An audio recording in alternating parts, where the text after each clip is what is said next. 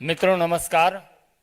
अपने बीच भारतीय जनता पार्टी के वरिष्ठ नेता, प्रखर प्रवक्ता, केंद्रीय मंत्री माननीय राजीव चंद्रशेखर जी आपको संबोधित करेंगे। मेरा विनम्र निवेदन है माननीय राजीव जी से आपको संबोधित करें। आप सबको नमस्कार।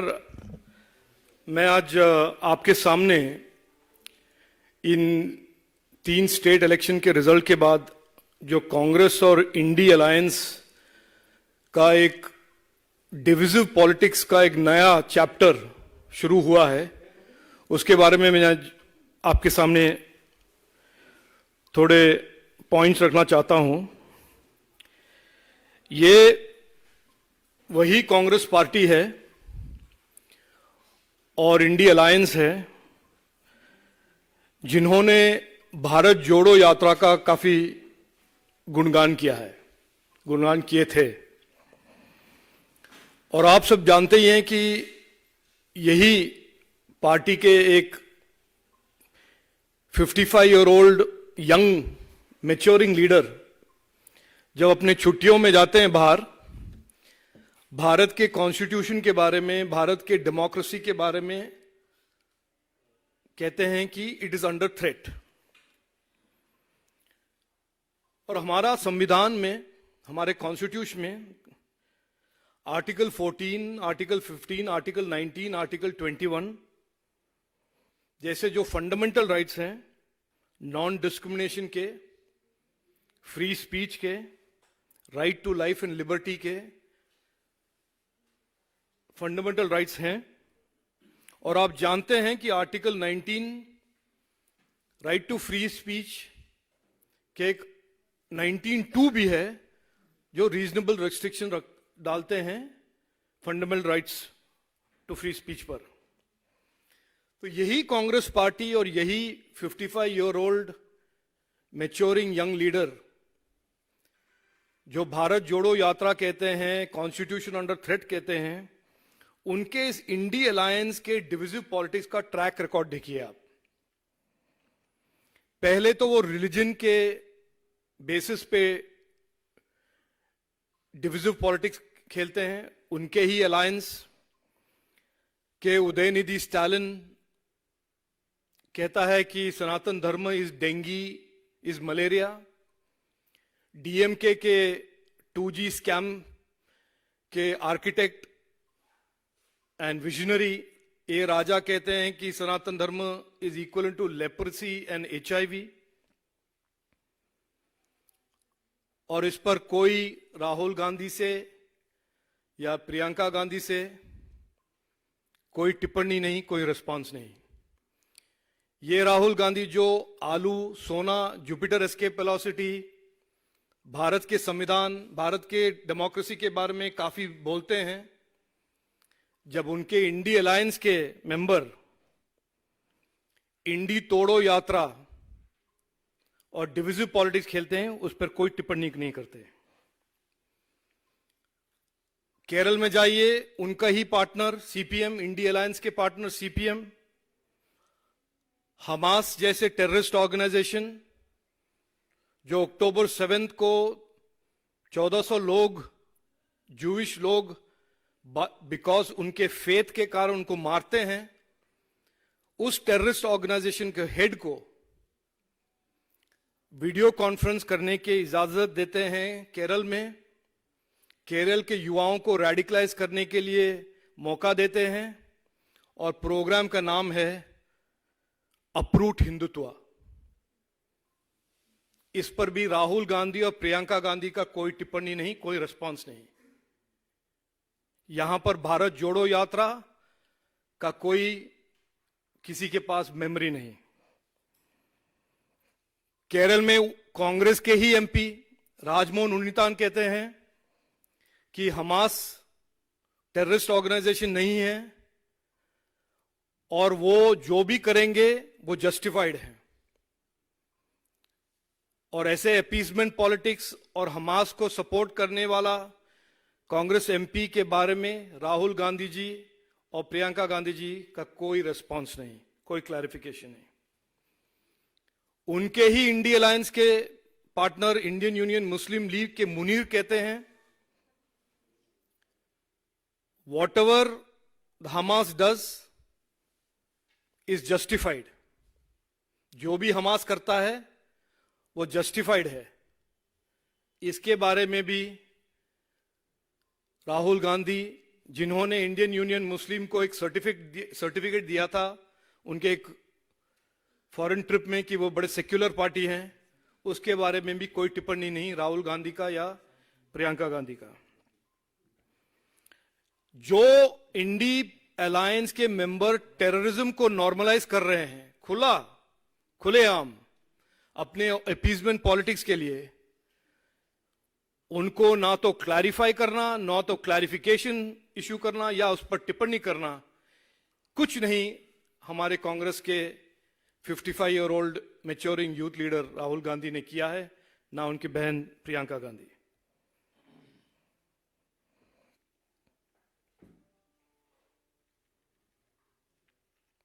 यही तो ये हो गया रिलीजन के डिवीजन.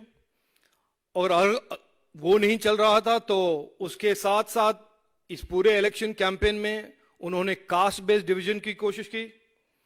और जैसे आज होम मिनिस्टर साहब ने भी कहा, एक पार्टी जिसने डट के पिछले 70 साल से ओबीसी आरक्षण, ओबीसी के कॉन्स्टिट्यूशनल कमीशन बनाने का उन्होंने अपोज किया है, वो आज कास्ट और डिवीजन की बात कहते हैं,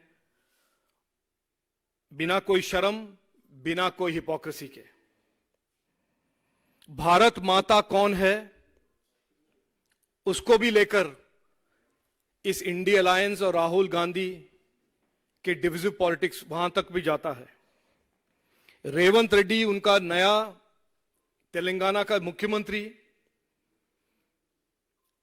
का फर्स्ट कंट्रीब्यूशन है कि केसीआर जो आउटगोइंग चीफ मिनिस्टर हैं वो बिहार से हैं. जैसे बिहार से होना कोई गुनाह है, या जैसे ऐसा डिस्क्रिमिनेशन तेलंगाना में उचित है, जैसे वो जानते नहीं हैं कि as a soon to be chief minister, जैसे पिनराई विजयन जी चीफ मिनिस्टर हैं या स्टालिन चीफ मिनिस्टर हैं, वो भी अपने जो sworn to uphold the duty to uphold the constitution, जिसके बेसिस पे वो शपथ लेते हैं, रेवंत रेड्डी भी ये ऐसे इंप्लाई कर रहे हैं कि वो भी भूल जाएंगे जैसे पिनराई विजयन भूल गए थे या स्टालिन भूल गए हैं. और ये जब ये सब चल नहीं रहा है रिलीजन के बेसिस पे, कास्ट के बेसिस पे, कल नया एक न्यू स्ट्रैटेजी शुरू हुआ है नॉर्थ और साउथ के डिवाइड में. राहुल गांधी के नए जो क्रोनीज हैं उन्होंने कल शुरू किया है कि नॉर्थ और साउथ में साउथ मुक्त बीजेपी, और ऐसे बेवकूफी साउथ में भाजपा के अन्य एनडीए के अन्य एमपीज हैं, एमएलएज हैं, और ऐसा एक नया डिवीजन का स्ट्रैटेजी जो वो शुरू करना चाहते हैं, उसको उस पर एक तरह से एक्सपोज करने के लिए मैं आज यहां आपके सामने आया हूं. और एक जो हिपोक्रेसी है, जो एक तरह से शेमलेसनेस है, जो लीडर्स कॉन्स्टिट्यूशन के वैल्यूज को अपहोल्ड करने के ओथ लेते हैं, वो अपने पॉलिटिक्स के लिए, अपने डेस्परेट पॉलिटिक्स के लिए रोज इंडी अलायंस, इंडी भारत जोड़ो यात्रा जो कहते थे, असल में उनका आइडियोलॉजी है भारत तोड़ो यात्रा, इंडी तोड़ो यात्रा, टुकड़े टुकड़े और डिविजिव पॉलिटिक्स करना. और हमारा एनडीए का जो शार्प कॉन्ट्रास्ट है, हमारा आइडियोलॉजी, हमारा पॉलिटिक्स, जो संजय जी ने मुझे आज बहुत अच्छी तरह से बताया, कश्मीर हो या गुवाहाटी, अपना देश अपने माठी, देश फर्स्ट इंडिया फर्स्ट, यह है एनडीए का और भाजपा का आइडियोलॉजी. और इनका है डिवाइड एंड रूल, इंडिया तोड़ो यात्रा, टुकड़े टुकड़े. और जब भी ये इंडी अलायंस के जो पार्टनर्स हैं ऐसे काम करते हैं या ऐसे स्टेटमेंट देते हैं, कल भी आपने देखा नॉर्थ साउथ के डिवाइड के इस स्टेटमेंट के बाद कोई भी स्टेटमेंट नहीं निकला राहुल गांधी से या प्रियंका गांधी जी से। तो ये इस हिपोक्रेसी को मैं जरा पोस्टर में दिखाना चाहता हूं। ये उनका पहला शुरुआत था डीएमके की ओर से, सनातन धर्म इज डेंगी मलेरिया। उसके बाद खुद पड़े अपने राहुल गांधी जी, भारत माता कौन है, और उसके बाद खुद पड़े अपने बड़े सेक्युलर और लिबरल वैल्यू के केरल के मुख्यमंत्री, जिन्होंने हमास को इनवाइट करके अप्रूट हिंदुत्व का प्रोग्राम चलाया केरल में। और ये सब नाकाम होने के बाद कल शुरू हुआ है इंडी तोड़ो यात्रा का एक नया स्ट्रैटेजी, नया दौर, नॉर्थ साउथ डिवाइड। इसको हम डट के अपोज करेंगे और देश के सभी सिटीजन्स ऐसे राजनीति को टोटली अपोज करेंगे और इनको एक्सपोज करेंगे। धन्यवाद।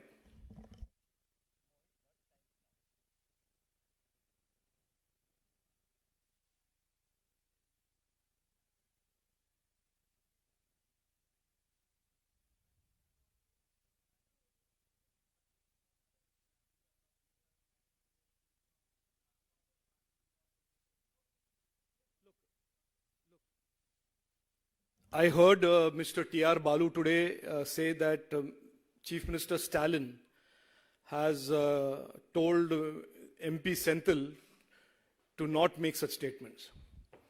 But there is a question that has to be asked to Mr. Balu and to Mr. Stalin. What about Udaynidhi Stalin's statement? Has he advised Udaynidhi Stalin to apologize? What about A. Raja? Has he advised A. Raja to apologize? Picking one MP and selectively instructing that MP while leaving his son at large to spew hatred against a particular community in violation of the Constitution, in violation of what all of us hold dear in India, is hardly an apology. So he needs to answer that question first. And why is Mr. Balu speaking for the MP? Why can't the MP apologize? And why can't Mr. Stalin apologize? हाँ जी बताइए। जहाँ तक मैं देख पा रहा हूँ, अपने पांव मजबूत करने के नाम पर अपनी ही गर्दन उड़ाने का कुतर्क किया जा रहा है। ये आप उनको बोलिए, उनसे एड्रेस गलत है। हाँ, CNN Arun. My question is because we've been speaking to few, opposition leaders who are coming from southern part of the country. हाँ जी। One concern which they were raising when they say south and north, they are saying that there are multiple bills which comes in the parliament. They come in only English and Hindi language. So why there is a difference in that? Why they are not being provided those bills in देखिए, local language? first of all, I think we should resist the effort of getting distracted from what the main issue is. अगर आप देश को north south में बांटने की कोशिश करेंगे और आपको हम अपोज करेंगे और लोग आपको एक्सपोज करेंगे कि ये एक रैंक हिपोक्रेसी है, उसके दौरान आप किसी इश्यू को लेकर आएंगे कि हमारा साइमल्टेनियस ट्रांसलेशन ठीक नहीं चल रहा था, हमारे डॉक्यूमेंट्स हिंदी और इंग्लिश में हैं। ये तो 75 साल से होते आ रहा है ना, हिंदी और इंग्लिश में। तभी तो I did not see comrade Stalin और कॉमरेड करुणानिधि और एनीबडी ओपोज दिस।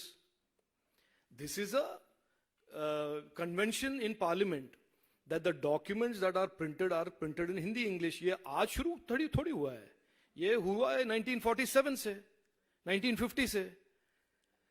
तो अगर उन्होंने इसके बारे में, if they have put something on record and protested this during UPA when they were in the government, no? तब तो मैंने कुछ सुना नहीं, मैं ऑपोजिशन में था। तो ये जब हम इनके हिपोक्रिटिकल पॉलिटिक्स के बारे में हम एक डिस्कोर्स शुरू करते हैं, उनको एक्सपोज करने की कोशिश करते हैं या एक्सपोज कर रहे हैं, ये नॉन इश्यूज को लेकर आना और अपने आप के अपने करप्शन को हाइड करने के लिए हमारे आइडेंटिटी का थ्रेट है, हम साउथ इंडियन है, मैं भी साउथ इंडियन हूं, मुझे कोई तो I don't feel threatened.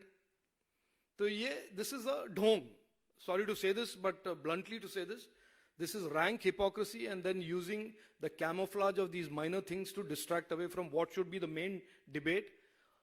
Why are political leaders encouraging their cronies to get into this divisive politics? बहुत बहुत धन्यवाद। धन्यवाद जी।